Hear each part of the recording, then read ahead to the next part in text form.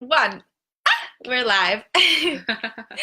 Hello, everybody. I'm Allie McFee with Modern Goddess Lifestyle, women's health educator, raw food chef, and red tent facilitator. And I am here with my beautiful friend CJ, and super excited to chat with you today in this potent conversation around transitions.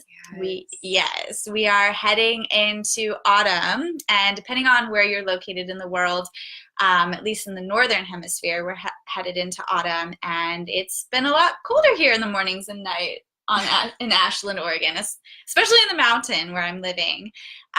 So first, before we get started, I wanted to introduce this lovely lady here that I have next to me. So CJ is the owner of Life by the Moon Yoga. She's an amazing yoga instructor. I've got to take one of her classes, and it was super, super healing and empowering. I just recently moved to Ashland, so I met this sister a couple months ago, and she's just been really inspiring in my life. She is an integrative facilitator, teacher, and founder of Life by the Moon Yoga, and has an amazing blog with great tips. You just published a post on transitions in the fall and ways to support your body, right? Yes. Yeah, I have a whole 6-week fall series out on my blog. So we're in week 3 now. Coming on week 4. Nice. Yeah. Thank you. Yeah, so there's a wealth of information over there at lifebythemoonyoga.com. She's also a certified warrior goddess training facilitator and she's actually studied under one of my teachers too, Laura Carmody, who does the red tent priestess activation. So she's got a lot of training in yoga, women's circles, and facilitation.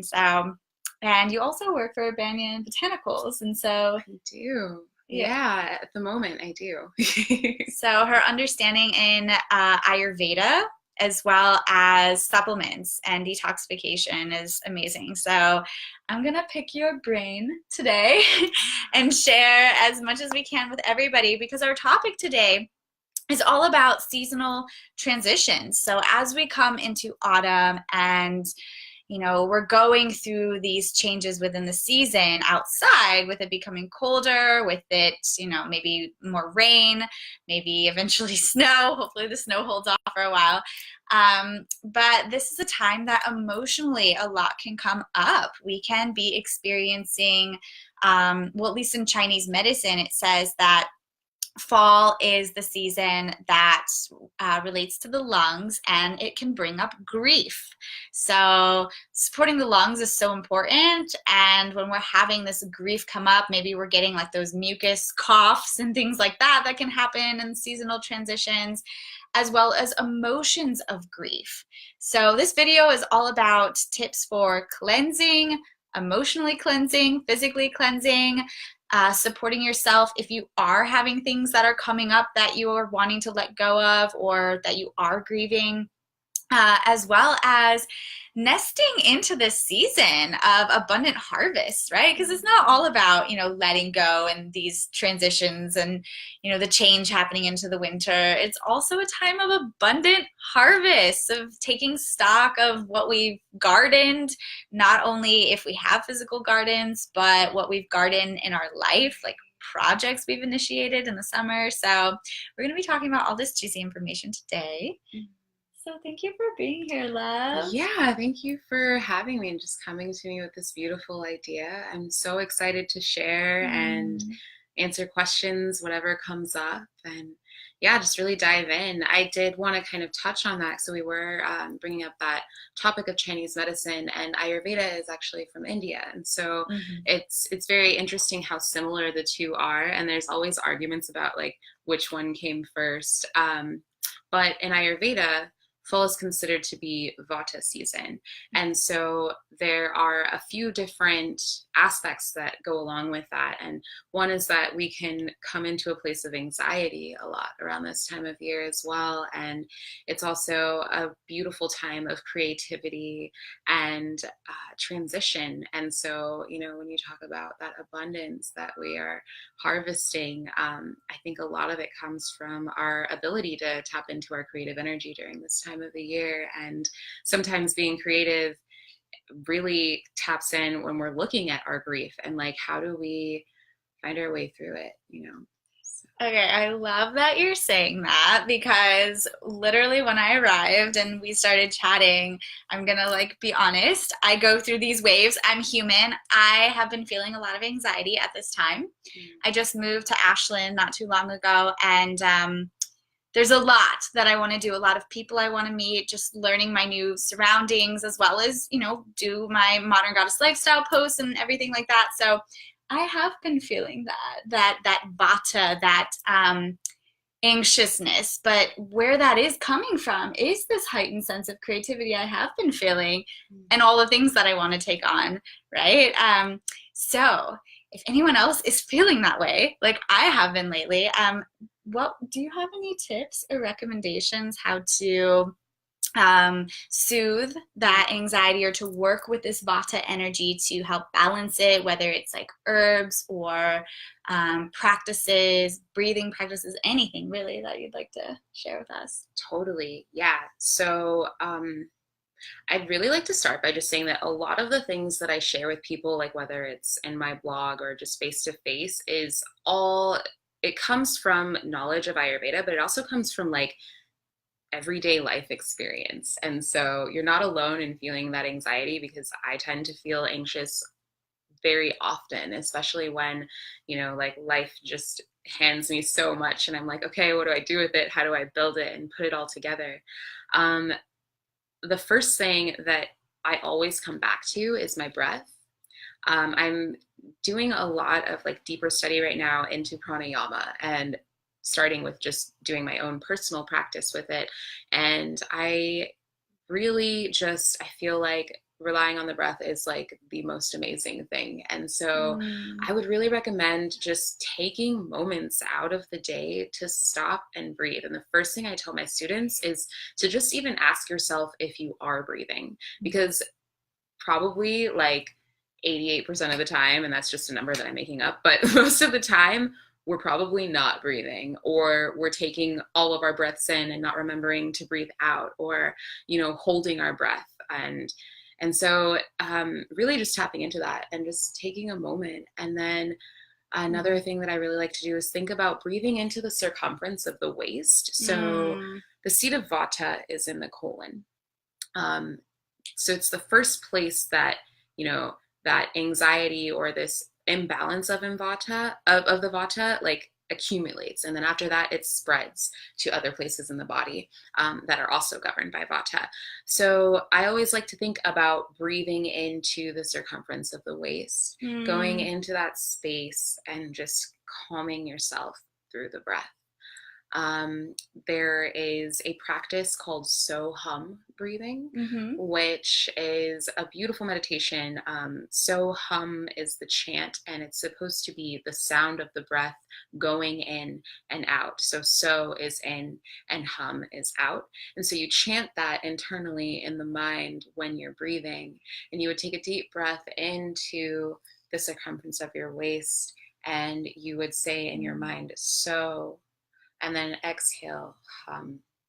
And the translation of that is I am that, that being all of creation. So, Mm. yeah. Would you be willing to guide us in a couple rounds of that just Yeah. to allow anyone who's watching this? And I see Kathleen is here. I'm loving you, Kathleen. It's so good Hi, to, Kathleen. yay. And Karen was here earlier. And Kathleen is an amazing Tantra teacher. She also talks about how important the breath is. Breath, sound, movement, and intention. If we have emotions that are locked in our body, we're not breathing and sounding them out. It can stay there and it can cause even more emotional repression. So I've learned those tips from Kathleen and just sending you love.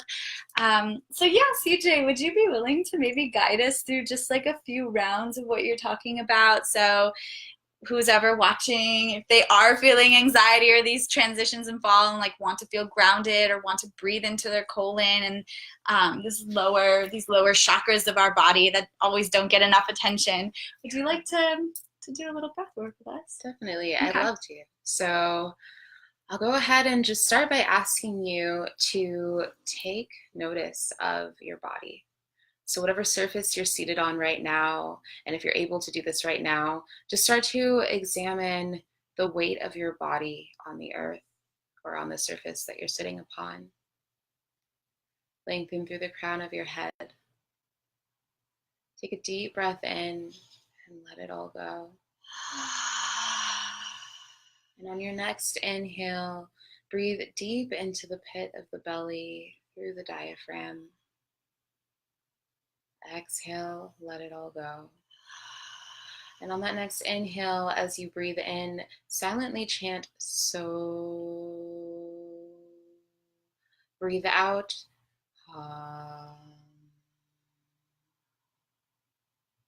And you can take just about 5 breaths doing that so hum chant, working to extend the in breath, making it equal to the length of the out breath, creating that relationship between the breath and the chanting. And breathing into the circumference of your waist.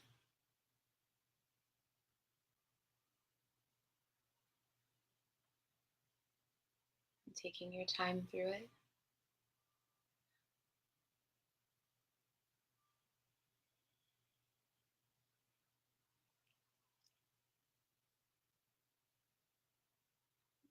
When you complete your breaths, just allowing yourself to gently open the eyes and come back to the present.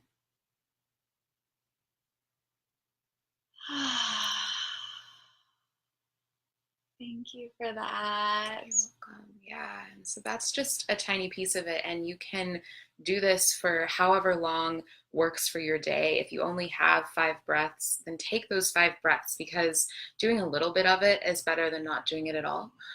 It's also great to start your day and end your day with Soham breathing, especially during this time of year. So, yeah. Absolutely. I love that you said that. And, as we were breathing into this lower area of our body, I was just feeling into what I feel like here. And I feel like so often a lot of us, and me included, may have digestive issues because we're eating and then we're already thinking about the next thing we need to do. Whether, we're entrepreneurs and we're going from one place to the next, or we have clients, or we have deadlines from our work, as well as if we have children and we need to pick them up. And, life is busy, and not oftentimes do we get the proper breath and slowing down to digest our food, and we might have discomfort here. So I love how you shared, focusing lower, like on the colon area, because I think that brings us into the next topic, is this cleansing for the season of fall. In Chinese medicine, because that's more of what I've studied, we talk a lot about how the season of autumn relates to the lungs as well as the colon, the large intestine. So being able to support both of these body parts, and we do tend to see more symptoms come up around this time, such as like the mucousy coughs and things like that, as well as supporting the colon and doing little cleanses to help, make sure things are being eliminated and digestion's up to par, is really, really important during this time of the year. And so also being a women's health educator and focusing on hormone balance, there's a lot that I talk about just with the fall season of the female menstrual cycle, which is called the luteal phase. That is right after we ovulate. So that's when we're fertile, the egg bursts through the follicle. And then there's about 10 to 14 days of our menstrual cycle that we are literally in a season of fall time. It's a time for nesting. Eventually, it's a time for letting go as we prepare to shed our uterine lining. And again, just like the season of fall, this time of the menstrual cycle, the luteal phase, is also a time to support the colon and to support the lungs. And when we support the colon and we're making sure that we are having healthy bowel movements on, a day-to-day basis, at least one to several a day, so important, especially right in the morning after you wake up, drinking some water, so important to have that. When we have those regular bowel movements, we are actually metabolizing excess hormones like estrogen. If we're not metabolizing them and then eliminating throughout our body, we can have a thing that is called estrogen dominance, where there's too much estrogen in relation to progesterone, and then that can cause issues like PMS and cramping. And then later in our lives, when we're in our moonpause, we're going into perimenopause and moonpause phases, we can start to have all those symptoms that come up, like hot flashes and moodiness, insomnia. So taking care of the colon is so, so important. So I'd love to hear if you have, just from your trainings, any wonderful cleansing ideas for this time of year that we can all kind of get our minds thinking about as we head into autumn, which is September 22nd. So that's Saturday, which is my birthday too. Oh, wow. That's so special. I know. That's awesome. That's exciting. So how old are you going to be? I'm going to be 30. Yeah. I know, it's like a huge transition for me, which later I want to touch on grief, because as this is the time of grieving, like I had a lot come up the last couple weeks around like my birthday coming and fall coming and grieving, the end of my 20s and then grieving my life in the Midwest and moving here. So we'll talk about ways to grieve healthfully in a little bit. But yeah, going back to cleanses, anything you'd like to share, anything that's coming to mind that would be assisting the colon and definitely. Yeah. So seasonal cleanses in Ayurveda are huge, and it's just about resetting the digestive tract and also cleansing the previous season. So at this time of year, we're cleansing away that excess heat, that excess pitta from summer. So it's huge to eat lots of beets and greens to start. And of course, this is how I cleanse. There are different ways that different people cleanse. So I will just walk you through what I do typically. And this is based off of the Colorado Cleanse by Dr. John Douillard. But it's 3 days of just strictly beets and greens and drinking green juice. And just that combination of everything gets everything flushed out and going right away. And it's really great to just kind of tap into that. And at the same time, you're setting up a routine. So you're eating 3 times a day. You are incorporating your morning routine, which is for me like tongue scraping, doing abhyanga, so different oil massages for the body to get the lymph moving, showering and anointing myself with oils and things like that. After that, I go into a next 3-day mark of oilating the body, which is really like from the inside. So it's called sneha, which is really important at this time of year because of the drying qualities of the season and of vata itself. So that involves drinking ghee and kind of starting with 2 tablespoons and increasing the amount. And then on the very last day, there's an intake of castor oil, and that would be that full flush. And then after that, it's 7 days of khichdi. And so can you explain? So I love khichdi, but some people who are watching might not know what that is. Do you want to explain what khichdi is? And I think I saw a recipe on your website too, right? I did recently, as part of the 6-week fall series, I did create a little recipe with the garam masala mix from Banyan Botanicals. A beautiful mixture. It's a little warm, a little spicy, but those are good qualities for grounding vata. Khichdi is a mixture of dal and rice, and you can pretty much put any vegetable that you want. I added pumpkin into my recipe just to honor the season and the beautiful pumpkins that were growing outside. I figured, why not harvest and add some pumpkin? So I did that, and you can really do anything. You can even just do the rice and the dal. But the meaning of it is that it's super easy for the body to digest. And so during this time of year, during this part of the cleanse, during this time of year, you want to put that in the body and just allow it to go through and carry on with detoxifying whatever is left, and it takes a lot of stress off of the digestive tract. So you do that for 7 days, and then at the end of that 7 days, you start your rejuvenation phase. So you're just slowly working your way back into, eating the things that you normally eat, but just being really mindful about keeping it organic and clean, and the less processed foods, the better. So Absolutely. Wow. Okay. I want to do this. yeah. Like maybe we could do this together and post photos in this group if anyone else wants to join.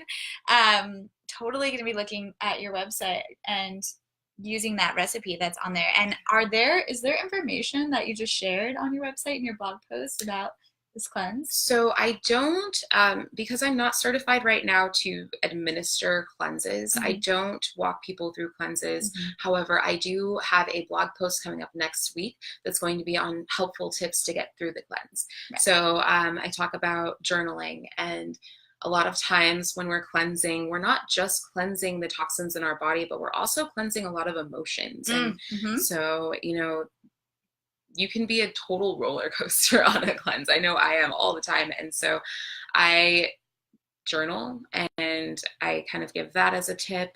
Also cleansing with a friend. So yeah, definitely bringing your buddies into it, and lots of other juicy tips are in there. I think it's really helpful. And as far as finding a cleanse for yourself, my teacher, Krista Holland, actually hosts a 10-day cleanse around this time of year. So I have a link to her page, and then also to the Colorado cleanse if people want to go ahead and take a look at that. And of course, always just finding a practitioner if you can to walk you through it is really good as well.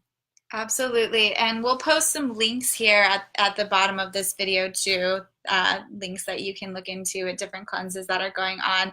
And if you do decide to do a cleanse and you want to post photos in this group and talk about what you're doing, definitely we would love to support you and see what you're doing. And I want to post photos of what I'm doing, because I feel like that's the magic of it, like you touched on, is the support, doing it with friends. That's how we can really get inspired, initiate something, but then complete it, because so often we get pulled in so many directions. So having that accountability and kind of showing and telling, like, this is what I'm doing, and then having people's feedback is really powerful. So please feel free to use this this group as a support system. And also, you mentioned beets earlier, and I wanted to touch on beets as well as greens, because I love beets. Like, I juice them, I put them in a food processor, and I shred them with the grater blade, the shredding blade, and then I eat them on top of my salads. I also roast them in coconut oil and sea salt, rosemary. And yeah, and then I've actually never made a borscht, but I'm going to do it this fall. Like, that is my plan. It's a soup. It's like a Russian recipe, and one of my clients used to make it for me. It's delicious. But I wanted to touch on beets and how good it is for female health. Beets are full of folate. So oftentimes you might have heard of folate in the form of folic acid. Folic acid is actually the synthetic version of folate, usually made in a lab. And so when women are pregnant and they go to their doctor, or like if they're trying to conceive, the doctor usually says take folic acid, because it really helps to make sure that there's a healthy pregnancy. It's B9, it's of the B complex. And so if you are going to supplement with folate, you want to make sure that it's in the folate form. It'll say folate on the bottle, or you don't want to take folic acid, because it's harder for your body to assimilate and process and digest, and not always are we getting the benefits of it. We could be peeing a lot of it out. For my own personal training, the birth control pill or any pharmaceutical drugs can affect the stomach lining and the absorption of vitamins, especially the B vitamins. So for me, I was on the birth control pill for 5 years, and I had a deficiency in B vitamins, which was causing low progesterone levels.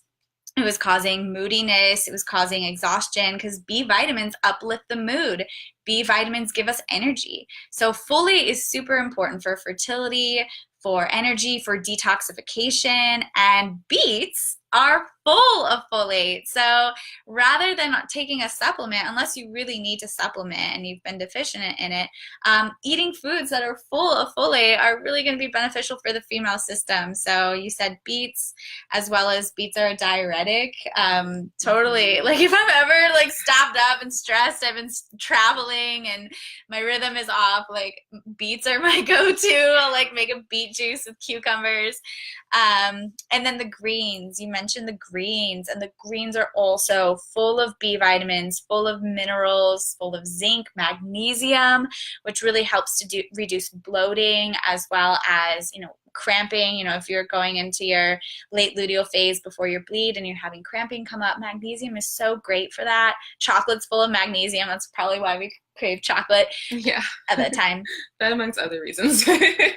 Yeah, so I love how you brought that up. And also you were talking about as we're cleansing too. This is a really important point. So as we're cleansing, it's not just the physical toxins that are coming out. It's the deeper layers too, the emotions that may be coming to the surface. And so I had mentioned earlier in Chinese medicine, in the fall, the colon and the lungs those organs pertain to this season. And when you think about the lungs, where are they, right? This is the heart chakra. This is right over our heart. So oftentimes there can be grief that comes up that maybe we've been holding on to that is ready to be processed. So you never know what's going to come up when you cleanse. And it's so important to create space in your schedule when you're preparing a cleanse and going about your cleanse, not just to, eat these foods, but also to have space so that you can process for what comes up, because you never know what's going to come up. But it's so good when it does come up, even though it might be intense, because after you've let it go and you've released, then you've created massive space. And new growth can come from that place. So so definitely spaces where creation comes in. And so Vata is the elements of ether and air, and that's part of why creativity is a quality of that dosha.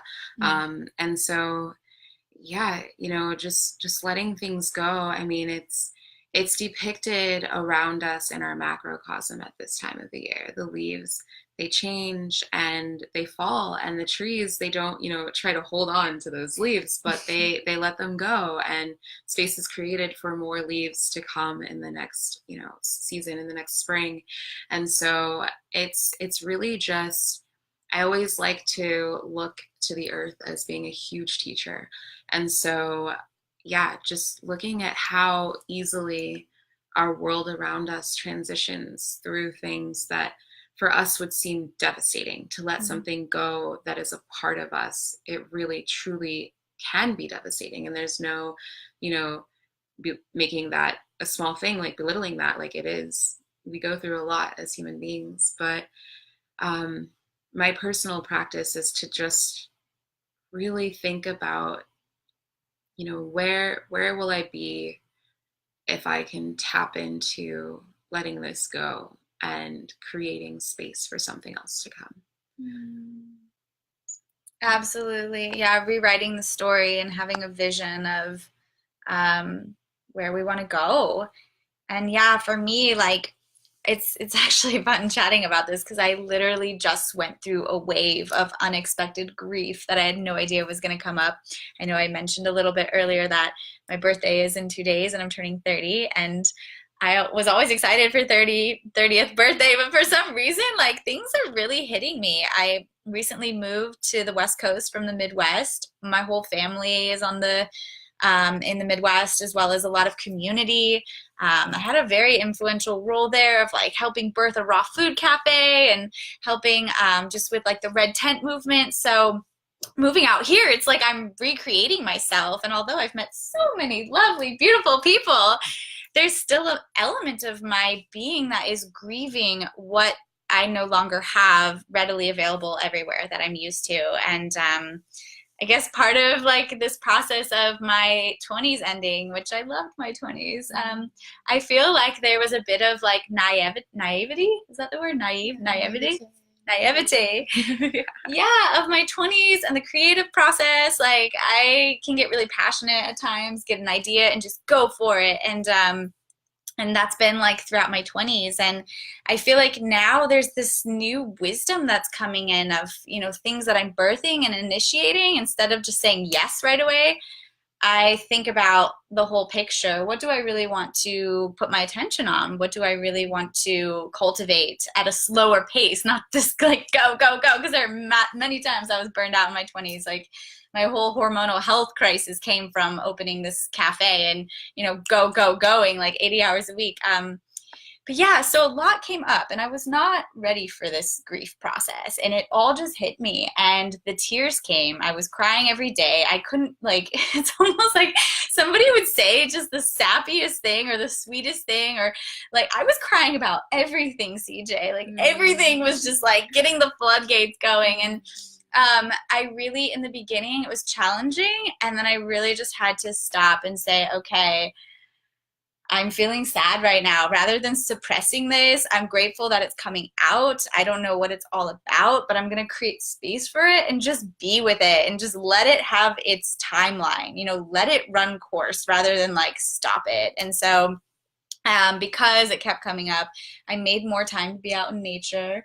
There's some beautiful rivers here in Ashland that I would go sit by and just take some breaths with nature between clients, between activities, and really deepen my support with the earth mama and giving myself that space, because in this process, like I just wanted to be seen and I just really wanted to see myself. And I think that's basically the message that I'm sharing here is if you are in a grieving process, give yourself time and space. It can be scary sometimes because there's never like, tomorrow I will be all better. Tomorrow I will wake up refreshed and I will feel perfect and 100% again. Like there's no timeline on how much we need to process, but giving ourselves that space, not shaming ourselves, having healthy tools like going out into nature or invoking a cleanse or gathering with sisters and people in your life that you feel supported by.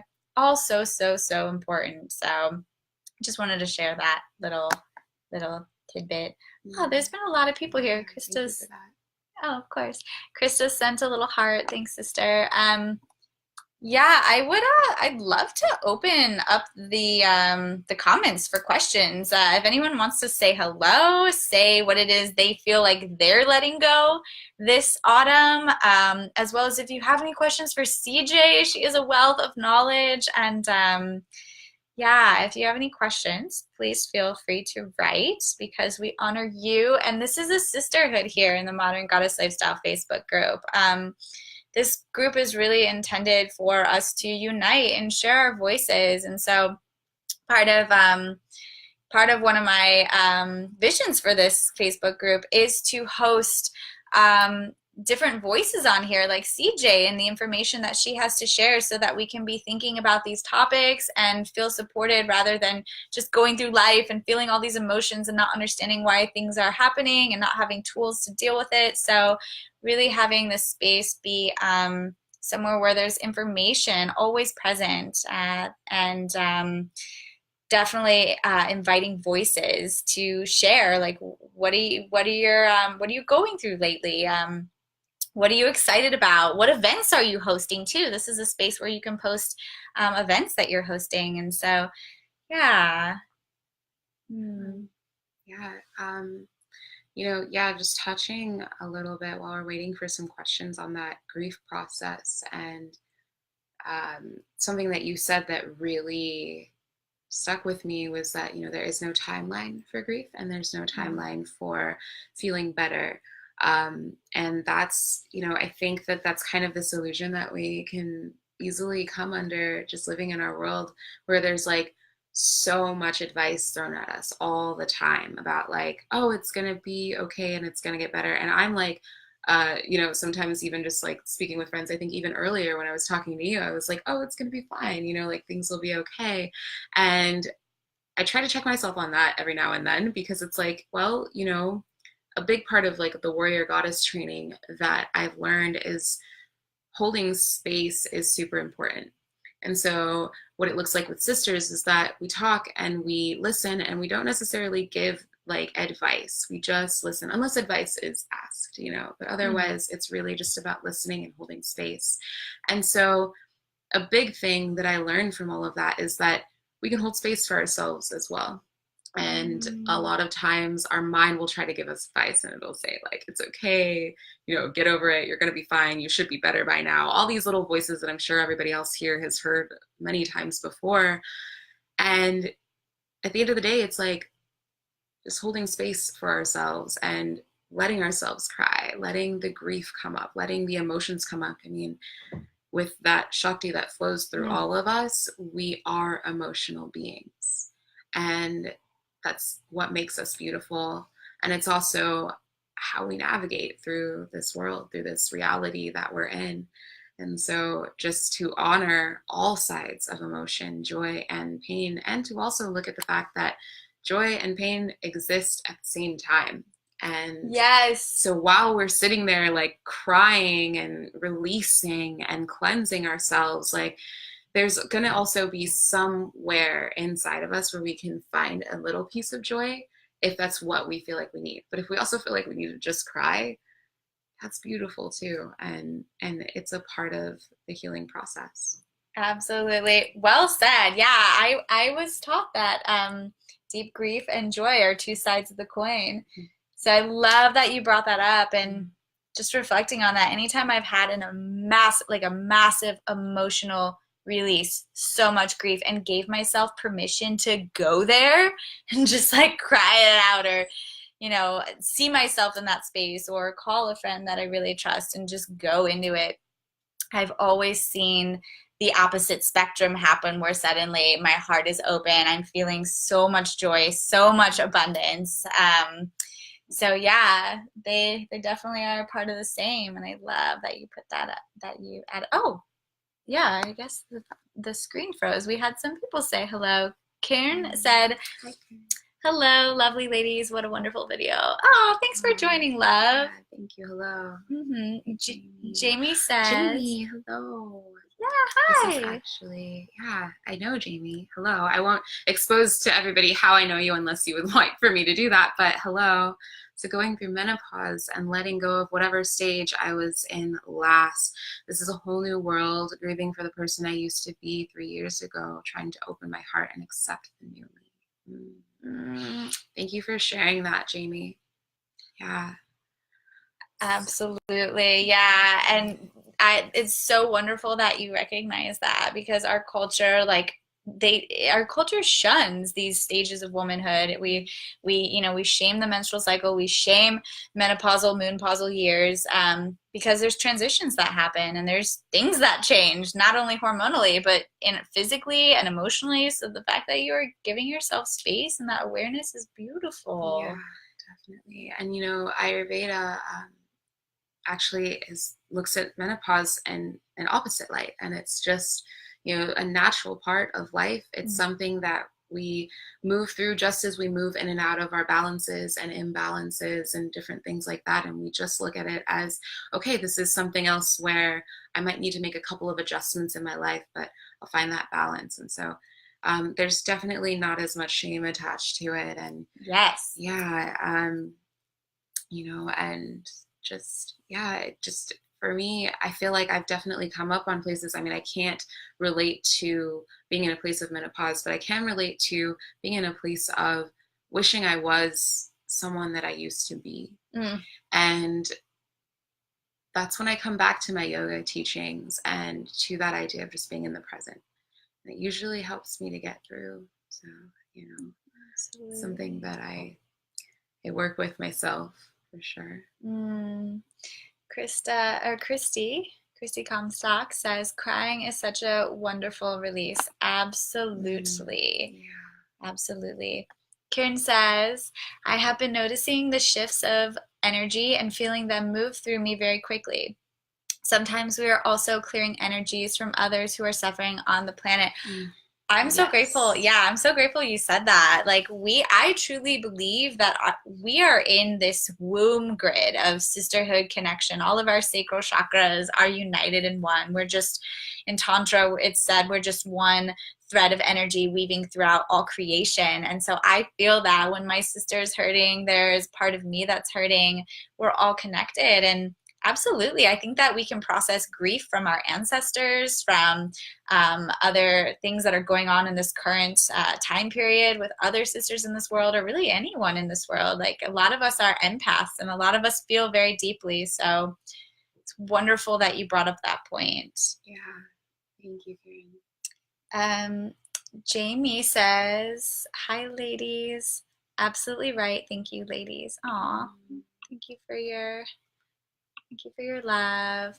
So yeah, we're just honored to be here and be able to share this information to help with our transition of the autumn season. And again, if anyone's felt inspired from this video to embark on a cleanse or eat more beets or whatever, we would love to see photos. We would love to hear about your experiences. This is a safe space in this Modern Goddess Lifestyle group to share yourself, share your vulnerability, share maybe you're grieving, share that too.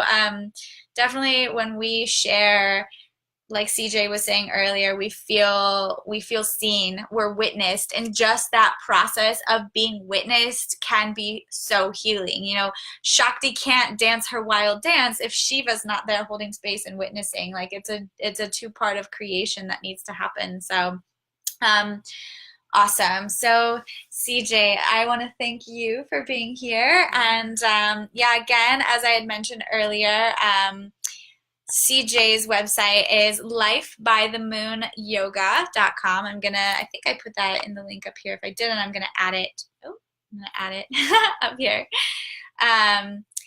So you can check out her amazing blog with the delicious khichdi recipe that I can't wait to try. And is there anything else you'd like to share with us? Anything that you have coming up? Yeah. So going along with just self-care during this season, coming up the weekend of October 26th through the 28th, there's going to be a retreat here in Ashland. And we've actually, Allie knows about this retreat, and we've been kind of talking about it back and forth, and it's called Start at the Root. So we're still kind of hashing out the details, and hopefully, Allie, you'll be able to join us there. It is going to be all based around Ayurveda, self-care, and yoga. So we'll be doing yoga twice a day, having meals that are Ayurvedically healthy and amazing, and just really working through, self-care. And how do we do it for ourselves? And how do we get those tools to care for ourselves that we can take with us and use throughout our everyday life, whether it be creating a daily routine or working with the times of day, Ayurvedically. We'll also be doing some yoni steaming. Yay! Beautiful Laura Carmody. Sorry, Laura Carmody. My mouth is being kind of crazy today. She will be hosting and facilitating our sacred yoni steams. And so we'll be looking at different herbs and flowers that are great for the womb and learning about how to yoni steam, and even doing that with sisters. And so it's going to be really just diving deep into radical self-care and what that feels and looks like. And in the meantime, connecting with sisters. So this is also an all-women's retreat. So yeah, you can go to my website for more information on that. And then I also just wanted to share that if you're interested in the 6-week fall series that I'm writing and creating on my blog, then go to my website for that as well. And there'll be tons of other tips on how to find balance in this time of year. I've even created an extra 7th entry about anxiety and some tips that we can use to deal with anxiety during this time of year, and really any time of the year. So yeah. Awesome. Well, I just wanted to thank you so much, CJ, for your time, for sharing with us. I love you so much, sister. Yes, I love you too. Thank you. Thank you. So amazing to just talk about these things that are so juicy and important, and just really get into it with a good friend. So thank you for having me. Yeah, it's definitely fun to be here with you and Jay. So thank you to everybody who has stopped by and joined us and watched and shared your stories. Thank you so much, Jamie. And just Kieran. I hope I'm saying that correctly. Yeah, Yeah. thank you so much. Yeah, thank you all. And we love you all. And for anyone who's watching this video after it's already been finished, please feel free to ask questions in the comments. Yeah, we definitely appreciate your comments, your stories, anything that you'd like to share. And I'm going to share this video outside the group too. So if you're watching this and you want to be a part of the Modern Goddess Lifestyle Facebook group, please join. It's a private group, so you'll have a question. What does your inner goddess mean to you when you join? And we'd love to have you here. So blessings to you all. Mwah!